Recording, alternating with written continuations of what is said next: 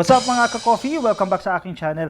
Marami po sa atin ang nagtatanong, lalo na po yung mga nakaschedule sana last year, taong 2020 na kumuha ng civil service exam. Pero naudlot po dahil sa COVID-19 pandemic. At yung mga nagpaplano po mag-take ng exam for this year, for 2021, dahil may nag-aabang na po na posisyon or may a-applyan na ng posisyon sa gobyerno, pero wala pa pong eligibility, naglabas na po ng statement o ng pahayag ang Civil Service Commission kung ano na po yung mangyayari sa mga nakaschedule last year at ano na yung plano para sa civil service exam para sa 2021 at sa mga susunod pang panahon kasi marami na nga nagbago dahil sa pandemic.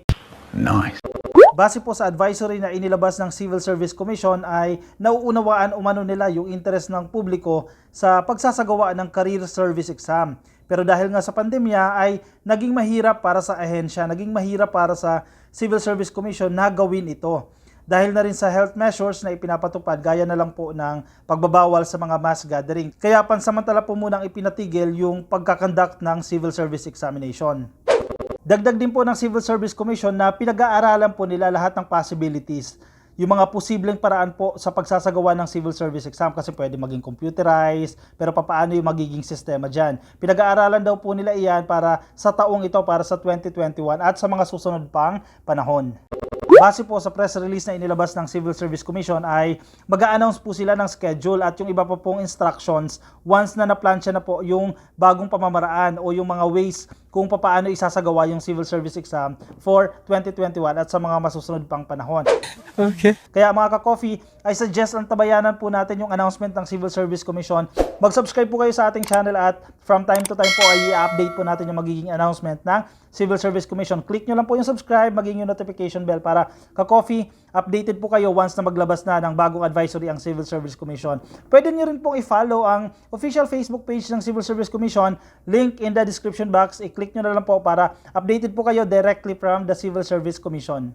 Samantala mga ka-coffee, kasama ng advisory na inilabas ng Civil Service Commission ay nireiterate po nila, inulit po nila yung ibang pamamaraan para makakuha po kayo ng eligibility o yung tinatawag nating special eligibilities para po sa mga ilang individual na hindi na po kinakailangan mag-take ng civil service exam pero qualified na po sila dahil may mga special laws po tayo or mga CSC issuances na nag-grant sa kanila ng civil service eligibility. Meron na po tayong separate video na ginawa ukol dyan, link in the description box. Andyan po yung mga qualifications para mabigyan po kayo ng special eligibility. Hindi nyo na po kailangan mag-take ng exam dahil meron na po kayong eligibility.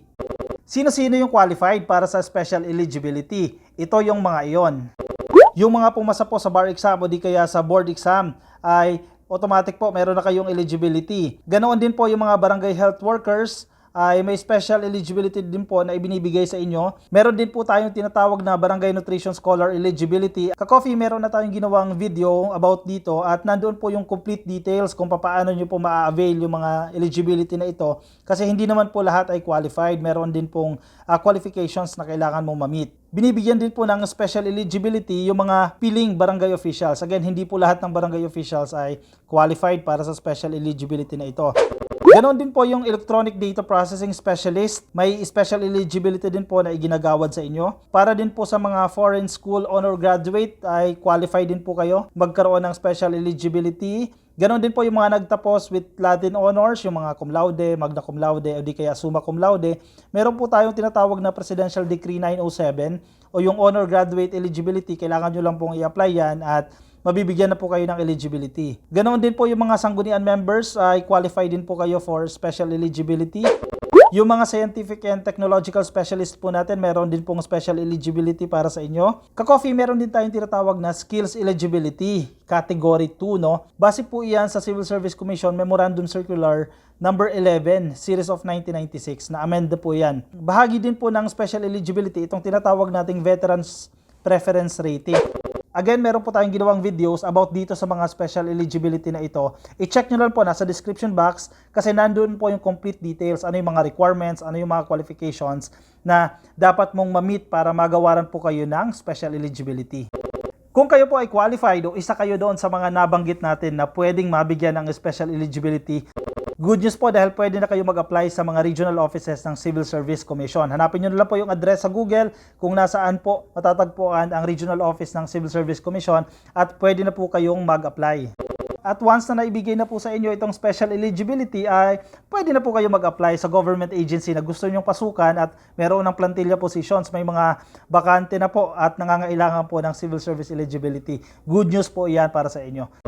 At para sa karagdagang update, especially po kung kailan magaganap yung exam this 2021, mag-subscribe na po kayo sa ating channel at click nyo po yung notification icon para ka-coffee updated ka once na may bagong advisory ang Civil Service Commission. Maraming salamat po sa panonood. Until next time, ka-coffee. Bye-bye. Hold up.